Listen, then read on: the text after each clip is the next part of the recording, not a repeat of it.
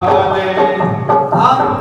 के पास जाना घायल बनाने वाला। गाइए सभी, घायल बनाने वाले अंधों के पास जाना जाना घायल बनाने वाले अंधों के पास जाना। माता पिता है प्यासे, माता पिता है प्यासे, प्यासों को जल पिलाना घायल बनाने वाले अंधों के पास जाना घायल बनाने वाले।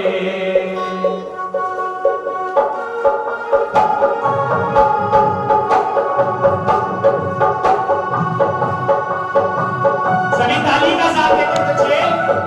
जय हो।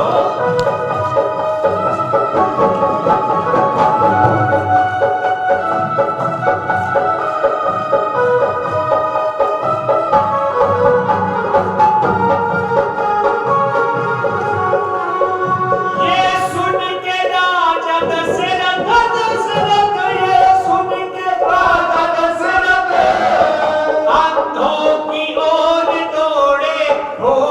ये सुन के राजा दशरथ अंधों की ओर दौड़े। हे तात जल को पी लो, कर जोड़ कर वो बोले। ताप जल को पी लो, कर जोड़ के वो बोले। मेरे बाण से मरा है, मेरे बाण से मरा है एक फूल सा सुहाना। मेरे बाण से मरा है, मेरे बाण से मरा है। एक फूल सा सुहाना। घायल बनाने वाले अंधों के पास जाना घायल बनाने वाले।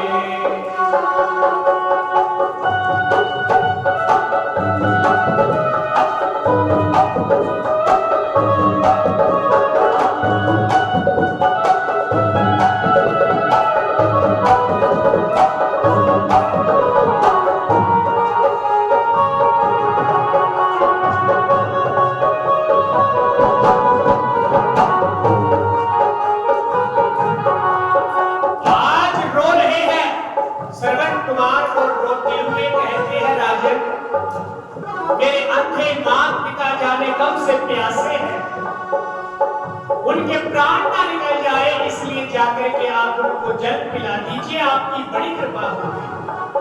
राजा दशरथ कहते हैं मैं यहां तुम्हें मारने नहीं आया, खेलने शिकारी आया हो, शिकारी आया तमसा नदी के तट पे। शिकार आया तमसा नदी के तट पे।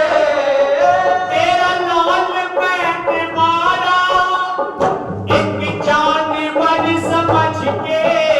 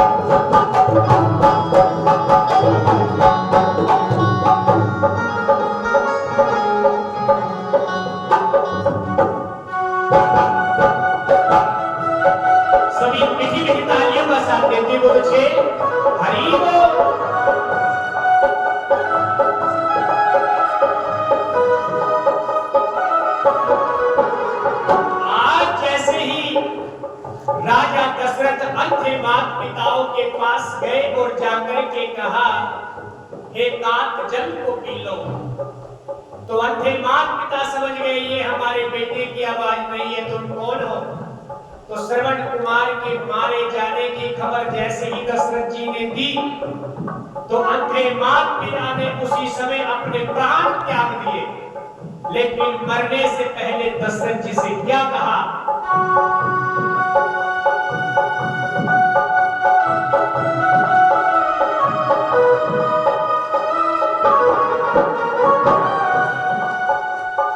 मरना सुना श्रवण का, तत्काल प्राण छोड़े। मरना सुना श्रवण का, तत्काल प्राण छोड़े। मरना सुना श्रवण का, तत्काल प्राण छोड़े। मरना सुना श्रवण का, तत्काल प्राण छोड़े। मरने से पहले दोनों दशरथ जी से यूं बोले। मरने से पहले दोनों दशरथ जी से यूं बोले, तुम भी मरोगे यूं ही, तुम भी मरोगे यूं ही। ले लाल का बहाना, तुम भी मरोगे यूं ही। ले लाल का बहाना, तुम भी मरोगे यूं ही। घायल बनाने वाले, घायल बनाने वाले, अंधों के पास जाना। घायल बनाने वाले, अंधों के पास जाना। माता पिता है प्यासे, हो प्यासे, माता पिता है प्यासे, प्यासों को जल पिलाना। माता पिता है प्यासे, प्यासों को जल पिलाना। घायल बनाने वाले, घायल बनाने वाले, घायल बनाने वाले। आज दशरथ जी ने जैसे ही जाकर के कहा, हे तात जल को पी लो, कर जोड़ करिए बोले, तो अंधे माता पिताओं ने अपने प्राण त्याग दिए। किंतु मरने से पहले दशरथ जी से कहने लगे, मरना सुना श्रवण का, तत्काल प्राण छोड़े। मरने से पहले दोनों दशरथ जी से यूं बोले, तुम भी मरोगे यूं ही। ले लाल का बहाना, घायल बनाने वाले अंधों के पास जाना। हे राजन, जिस प्रकार आज हम पुत्र वियोग में मर रहे हैं, उसी प्रकार एक दिन तुम भी पुत्र वियोग में मारे जाओगे। देखिए, जिस समय ये घटना घटी थी, उस समय दशरथ में कोई पुत्र नहीं था, और दशरथ जी कहते थे कि क्या मुझे संतान नहीं होगी? तो ध्यान दीजिए, जब अंधे माता पिताओं ने श्राप दे दिया था कि पुत्र वियोग में मरोगे, तो ये तो कंफर्म हो गया था कि बच्चे तो होंगे, क्योंकि बच्चे होंगे तभी तो वियोग में मरेंगे। आज भगवान राम ने तमसा नदी को प्रणाम किया, नमन किया, जल से आचमन किया और आगे की यात्रा प्रारंभ करते हैं। आगे भगवान की मुलाकात केवट से हुई। केवट भगवान का बड़ा अटपटा भक्त है। जैसे ही गंगा से पार भगवान जाने वाले हैं, तो गंगा से पार कैसे जाया जाए? क्योंकि गंगा से पार जाने के लिए नाव चाहिए, नाव को चलाने वाला नाविक चाहिए। तो भगवान ने केवट को देखा। देखिए, जैसे ही भगवान ने केवट को देखा तो आवाज लगाई केवट को। कैसे? कि मांगी ना बिना केवट आई, मांगी ना। भगवान ने केवट से नाव मांगी है, केवट ही करा, लेकिन ना केवट आई, केवट नहीं आया। और क्या किया? कहा हूं तुम्हारे मरम में जाई, कहा हूं तुम्हारे मरम में जाई, मांगी ना बिना केवट आई, मांगी ना। भगवान ने केवट से कहा, केवट भैया इधर आ, हमें नाव में बिठा के गंगा से पार लगा दे। लेकिन केवट क्या कहता है?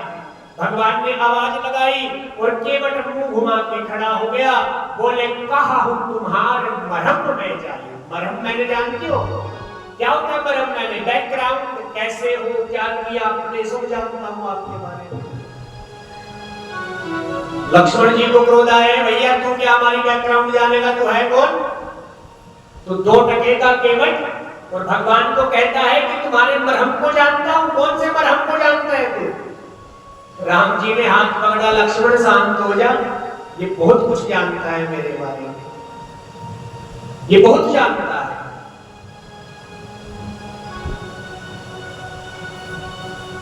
केवट कहता है, भगवान तुम तो एक मरहम की बात करते हो, मैं तो 2 मरहम को जानता हूं, मैं 2 मरहम को जानता हूं, एक को नहीं।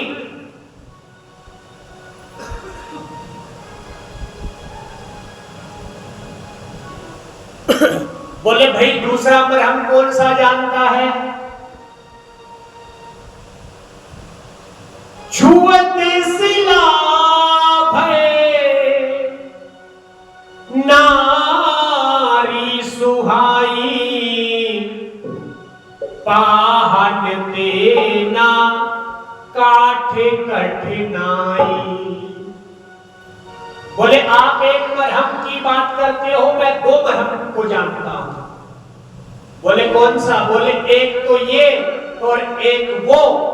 भगवान ने कहा चुप हो जा बस, भगवान समझ गए ये क्या कहने वाला है। लेकिन लक्ष्मण जी कहने लगे, भैया बता जरा तू कौन से मरहम को जानता है। तब भगवान ने लक्ष्मण जी को समझाया। क्या? लक्ष्मण सुनो, पूर्व जन्म में जब मैं विष्णु अवतार में था और ये जो सीता जी है ना, ये लक्ष्मी अवतार में, और आज जो लक्ष्मण है ये शेषनाग के अवतार में। कहां रहते थे भगवान? क्षीर सागर में। उस समय ये केवट जो है ना, ये कछुआ था पूर्व जन्म में। तो इसके मन में विचार आया कि भाई राम जी भी इसी सागर में रहते हैं, हम भी सागर में रहते हैं, तो क्यों ना एक बार चरणों की सेवा कर ले परमात्मा। किंतु जैसे ही छोटे छोटे पैरों से ये भगवान तक पहुंचा, इस शेषनाग को लगा कि ये भगवान को कष्ट देने वाला है। ऐसी फुंकार लगाई शेषनाग ने कि ये कछुआ वहीं मर गया। भगवान ने आंखें खोली, शेषनाग से कहा, भाई शेषनाग ये तूने क्या किया? बड़ा अपराध कर दिया तूने, ये तो मेरा बड़ा भक्त था, तूने इसी को मार दिया। तो मरे हुए कछुए को ही भगवान ने आशीर्वाद दिया। बोले भाई इस जन्म में तो तू मेरी सेवा से वंचित रह गया है, किंतु मैं तुझे आशीर्वाद देता हूं, अगले जन्म में मैं तुझे 2 पांवों की सेवा दूंगा। इसलिए ये केवट जानता है कि मुझे मिले बिना तो भगवान जा ही नहीं सकते, इसलिए परेशान करने लगा भगवान। बोले एक मरहम तो भगवान ये है, और दूसरा मरहम ये है कि तुम्हारे पांव में स्त्री बनाने वाली जड़ी लगी है। यदि पत्थर भी स्पर्श कर ले तो पत्थर की भी स्त्री बन जाती है भगवान। और मेरी नाव तो वैसे लकड़ी की है, जब पत्थर से स्त्री बन जाती है लकड़ी से तो और भी सुकोमल स्त्री बनेगी। और भगवान दो स्त्रियां तो वैसे ही बेकार है, देखो व्यंग भी मार दिया, बोलो दो स्त्रियां तो वैसे बेकार है। यदि आपके पिता को एक होती तो आज वनों में नहीं आते, आप घर में रहते अपने, व्यंग भी मार दिया। तो चाहता क्या है भैया? बोले बस यही चाहता हूं, पहले खूब रगड़ रगड़ करके आपके पांव को धोना चाहता हूं। क्यों? बोले जब आपके पांव में स्त्री बनाने वाली जड़ी का सारा सार खत्म हो जाएगा तब आपको नाव में बैठाऊंगा। क्योंकि भगवान एक स्त्री से तो मैं नाव से कमा के खिला देता हूं, किंतु यदि नाव की स्त्री बन गई तो मेरा जीवन कैसे चलेगा? भगवान कहते हैं ठीक है चल, जब तेरी यही इच्छा है तो जल्दी कर, हमें देर हो रही है। और देखिए भगवान कहते हैं जल्दी कर, केवट धीरे धीरे चल रहा है, घर की तरफ चल दिया। बोले कहां जाता है? बोले भगवान कमाल की बात है, अकेला थोड़ी ना चरण सेवा करूंगा। जब स्त्री का विवाह पति के साथ होता है तो वचन होते हैं, फेरों के साथ वचन, धर्म करूंगा आधा तुझे दूंगा, कर्म करूंगा आधा तुझे दूंगा। जब घर में कोई बड़ा यज्ञ होता है, पूजन होता है, तो अकेला पुरुष भजन नहीं कर सकता, स्त्री के साथ बैठ करके भजन करता है। देखिए मैं आपको एक बात और बता दूं कि जब स्त्री कोई कर्म करती है तो पूरे कर्म का फल स्त्री को ही मिलता है, किंतु यदि पुरुष कोई कर्म करता है उसका आधा भाग स्त्री को मिल जाता है। मिल जाता है कि नहीं? ये मैं नहीं कहता, शास्त्र में वचन है ये। विवाह पद्धति खोल करके देखना, विवाह के समय ये 7 फेरे होते हैं। बोले बोल धर्म करूंगा आधा तुझे दूंगा, कर्म करूंगा तो आधा तुझे दूंगा। ये वचन स्त्री ने पुरुष से भरवाया है ब्याह के समय। बड़ी तेज होती है स्त्रियों की बुद्धि, पहली व्यवस्था कर लिया हमने। और यदि पति कोई कर्म करता है तो आधा स्त्री को मिलता है। अच्छा स्त्री कर्म करती है तो आधा पति को मिलना चाहिए कि नहीं? है? नहीं मिलता, क्योंकि पति बेचारा चुप बैठा रहा, बोले ठीक है बस आज काम चल जाए, फेरे हो जाए, हाथ पीले हो जाए, ट्रेन निकल ले यहां से। उसने कोई शर्त नहीं लगाई, चुपचाप बेचारा बैठा रहा। फिर कहा बोले प्रॉपर्टी का क्रय या विक्रय मूल्य, खरीदे या बेचे उसमें मेरी सलाह ले। पति बेचारा मजबूर था, बोले बोल हाँ कि ना? बोले हाँ ठीक है, फंसा है आज तो। बोले अपनी सखी सहेलियों में कहीं बैठी हूं तो उनके बीच में कभी मुझे अपमानित ना करे, हाँ कि ना? बोले हाँ। भले ही बाद में कर देता हूं लेकिन वहां तो बन गया वचनों में। कहते हैं कि भगवान आपका भी विवाह हुआ होगा सीता जी के साथ, तो आपने भी कहा होगा धर्म करूंगा आधा तुझे दूंगा, कर्म करूंगा आधा तुझे दूंगा। तो मैं घर जा रहा हूं, पत्नी को लेके आ रहा हूं। क्यों? क्योंकि पत्नी जीवन साथी है। जब स्त्री का विवाह पुरुष के साथ होता है तो पुरुष कौन होता है? प्राणनाथ। क्या? प्राणनाथ। और स्त्री चंद्रमुखी। क्या होती है? चंद्रमुखी होती है स्त्री, और पुरुष प्राणनाथ। अच्छा विवाह हो गया, साल 2 साल व्यतीत हुए तो एक बेटा हो गया, पुरुष के प्राण बेटे में आ गए, तो प्राणनाथ के प्राण बच्चे में आए तो क्या बचा? प्राणनाथ के प्राण जब बच्चे में आए तो क्या बच गया? प्राणनाथ में से प्राण निकाल दो, है नाथ। और जो चंद्रमुखी थी वो क्या हो गई? सूरजमुखी। स्त्री क्या हुई? सूरजमुखी। लो जी बेटे को पकड़ो, मैं आपके लिए रोटी पका दूं। बताओ, है ये भी कोई बात? बेटे को पकड़ोगे तो रोटी मिल जाएगी, नहीं तो मरो भूखे। तो पुरुष क्या हो गया? नाथ, और स्त्री होगी सूरजमुखी। अच्छा जब उस बेटे का विवाह हो जाए, घर में बहू आए, तो पुरुष का बेचारे का बाहर छप्पर बना दिया जाता है, हुक्का गुड़गुड़ाता रहता है वहीं पड़ा हुआ। कोई रोटी दे दे ठीक है, नहीं दे दे तो पड़ा रहे। जब वो प्राणनाथ घर में आता है तो वो चंद्रमुखी कहती है इस बुढ़े को शर्म नहीं है, ना बोलता है ना खांसता है, सीधा घर में चला आ रहा है, ये भी शर्म नहीं कि घर में बहू आई है। उस समय उस प्राणनाथ की स्थिति कैसी होती है? अनाथ। प्राणनाथ क्या हो गया? अनाथ। और स्त्री होगी ज्वालामुखी। स्त्री ज्वालामुखी, प्राणनाथ अनाथ। तो ये संबंधों की बात है। आज केवट कहता भाई जब तुम्हारा विवाह सीता के संग हुआ तब तुमने भी कहा था धर्म करूंगा था तुझे, तो मैं इसलिए पत्नी को लेने जा रहा हूं। बोले से जल्दी कर। पत्नी को लेने गया, कहा पागल कहां पड़ी सोई है, भगवान आगे जल्दी खड़ी हो, भगवान की चरण सेवा करनी है। कोई पात्र ले ले, बोले सोने की प्रांत लेके चलो, बोले पागल रहेगी सारी उम्र, बुद्धि काम नहीं करती। क्यों? बोले सोने में जब हम भगवान के पांव धोगे तो सारा चरणामृत बट जाएगा, तो क्या करें? बोले लकड़ी की प्रांत लेके चल, लकड़ी का कट होता। तो महाराज लकड़ी क्यों जब सोना है? बोले लकड़ी में एक विशेषता है, लकड़ी जल को पी जाती है। यदि सारा चरणामृत बट भी जाएगा तो लकड़ी जल को पी जाती है, उसमें नया जल डालेंगे, वो पुराना चरणामृत का जल बाहर आ जाएगा, इसलिए लकड़ी को लेके चले। इधर भगवान राह देख रहे हैं कब केवट आए। अच्छा देखो, क्या वहां अकेली एक ही नाव थी इस केवट की, और नाव नहीं थी? और भी नाव थी। भगवान से केवट ने कहा यदि आपको जल्दी है तो दूसरी नाव में बैठ के चले जाओ, किंतु भगवान जा ही नहीं सकते थे क्योंकि बाध्य थी, वचन दिया हुआ था। आज दूर से केवट को आता देखा तो जल्दी कर जल्दी कर जल्दी कर भगवान कहते हैं, और केवट कहता है श्री राम।